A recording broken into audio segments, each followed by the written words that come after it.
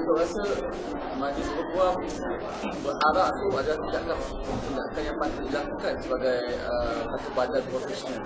Pada saya dia nak berarak tu baguslah. Tetapi patutnya berarak dululah. Tahun 88 dulu dah berarak kan, patutnya begitulah.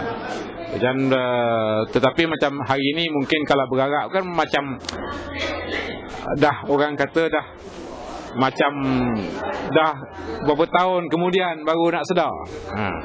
Jelah, itu maksud saya, itu yang saya punya tu. Saya hari ni kalau nak berarak, saya nak bercakap tentang soal kehakiman, saya takkan buat.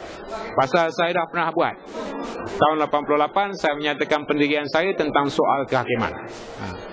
Saya letak jawatan antara isu yang pertandingan, saya bertanding sebagai calon bebas, dan bila menang penghargaan, tanda saya penghargaan kepada Tun Saleh Abbas.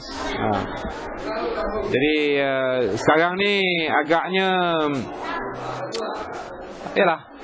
Tapi nak berarak tu bolehlah berarak, dilakukan cara yang aman, menunjukkan peguam-peguam pada masa ni serius. Tetapi saya terasa bahawa ia hanya ditunjukkan agaknya dah terlalu terlewat lah. Sepatutnya semasa 88 dulu ditunjukkan.